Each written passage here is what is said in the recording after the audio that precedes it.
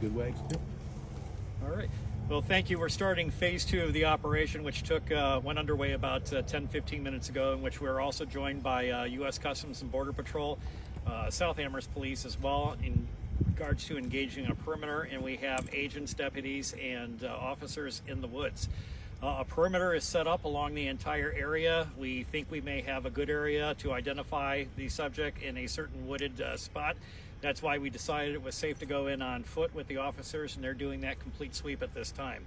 So as soon as we have that listed or looked at, we'll make sure that we get back with you as well. And also joined by the U.S. Marshals Service, and also Major Torres, who's with the Lorain County Sheriff's Office. So therefore, as soon as we have more information, but to give you guys kind of a historical outline of what happened, is just before 8 o'clock today, the U.S. Marshals had a great tip on the location of our subject. This was near a gas station at Russia and Oberlin Elyria Road in Elyria. And so several law enforcement officers from the Marshals Task Force and Elyria Police Department attempted to take the subject into custody this morning. He operated very dangerously, acted very recklessly, used his motor vehicle, attempt to strike several officers when they were attempting to effect the arrest, and of course then a small pursuit took place from that location to just east of me here now, where the final rest of the vehicle was. But due to the recklessness of the subject, putting U.S. Marshals in danger, as well as Elyria police officers, we are engaging in that search to continue on right now for him. So, any other questions that we can answer? Where did the U.S. Marshals find him this morning? They found him at a gas station near Russia and Oberlin Elyria Road this morning. So they've been actively looking for him at the request of the Sheffield Village Police Department, because last Saturday Sheffield attempted to get him into custody. He fled from them, still had one handcuff, engaged in a fight with those officers, and he also has a prior history of flight as well, and evading arrest. Were those officers in Sheffield injured at all? No, the officers were not injured, but the search started for them after that, and they engaged the assistance of the U.S. Marshals Fugitive Task Force. And so then they uncovered him this morning at the location that they attempted to take him into custody.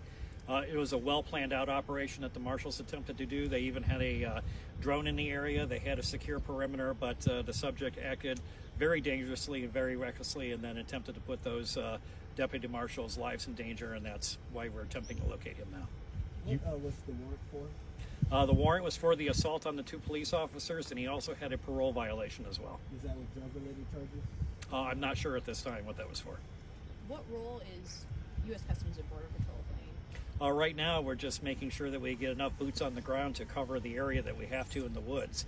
And so through our local partners, we engage U.S. Border and Customs. We also, the U.S. Marshals, who does this regularly on a basis, of course, the Lorain County Sheriff's Office, and then many of the local agencies that have joined us in attempting to conduct this search. Roughly how big is the area that you guys have created a perimeter? Probably about, what, a 3 square mile area, probably? Yes. Yeah, a 3 square mile area that we're looking at. Is that all wooded, or there's no access to streets or anything like that? Well, there's streams, a lot of water back there, some walking paths, much of it woods, but the further you get from this area, the thicker it gets. And so therefore we had to make sure that the canines who are involved in the search, their handlers are protective, that they have a buddy with them to make sure that they protect the handler and the dog, and it gets the thicker as you get back there. So it's, going to take them a little bit to get through all of that. Do you feel confident that you guys will get him today? We hope that we would. There's other things that could have happened while we were setting up the perimeter and while waiting for other officers and deputies to come on scene. There could be a chance somebody could have picked them up. I mean, we've seen these things happen in the movies. Same thing could have happened here today. So we're still also uncovering other leads that are outside of the perimeter as well in an attempt to locate him. That area you're focusing on right now, what drew you to that spot? Is that you've just cleared other areas, or is there heat signatures there? We picked up some heat signatures near the area and some canine tracks that were taking us back into that area. And so therefore, once these areas were cleared by those teams, now we're focusing on the heavily dense wooded area back there. So everything else has pretty well been cleared up until that point. Have you received any tips from the public about him being elsewhere? No, nothing yet. I mean, we've had a lot of calls coming in from the public, which is great. We still want those calls coming in. Somebody looks like this, riding a bike, somebody's doing, and we had stopped somebody. They were actually looking for collecting cans and bottles. That's what they were doing. Unfortunately, came across law enforcement because he fit the description of the person that we were looking for. But we have tips that come in. We don't want anybody to think that any tip is minor. Please call 911 if you see anybody fitting his description. It's been several hours now. Any updated message to neighbors? If they have errands to run, what should they be doing still? Yeah, just make sure that they come out to the roadblock area, check with deputies, check with marshals, and we can make sure, just like as we had a car leave before we went on the announcement here, that those residents have to get on with their day, and we'll make sure that we make that happen for them. Is he considered armed and dangerous? No one in this operation has seen that he was armed during the course of the day, and we have no other indication that he's armed and dangerous. But again, we don't know what he had in the car with him, and so we have to treat it as he is dangerous. No law enforcement has been injured throughout any of this? No law enforcement has been injured, no. Is the car in your custody? The car is in our custody, yes. Are you doing door-to-door short searches? We've done door-to-door all throughout the perimeter area, also to notify the residents, about the sheltering in place when we have done that.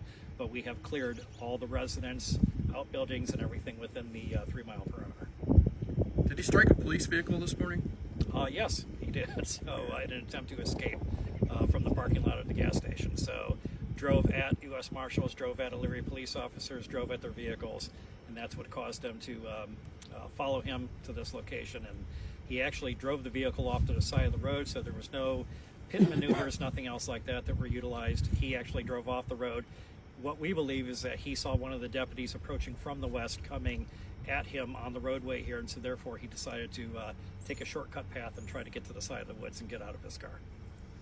Do you know what other charges might be tacked on to those he's already facing, potentially? I'll have to discuss that with the Elyria police chief, but I think that and probably with the U.S. Marshal's office that they'd be looking at attempted assaults or assaults on the officer in an effect to make that arrest and probably escape. But those will be up to those agencies to make that determination. Can you clarify too? Is this technically New Russia Township? This is New Russia Township, Okay. yes. Okay. Yeah, right on the border, as you can see, with Yeah. South Amherst. So. Okay, anything else? All right, now most of you have Major Torres's contact information, I believe. Did we have? Was it Telemundo? That's me. That was okay. That's me. I think you wanted an interview in Spanish, and so Major Torres will do that. And then what we will do is that we will let you guys know, because we'll probably do another announcement in 2 hours. We probably will not do it here, though. We will probably do it at the sheriff's office. So we'll make notification of that for you guys.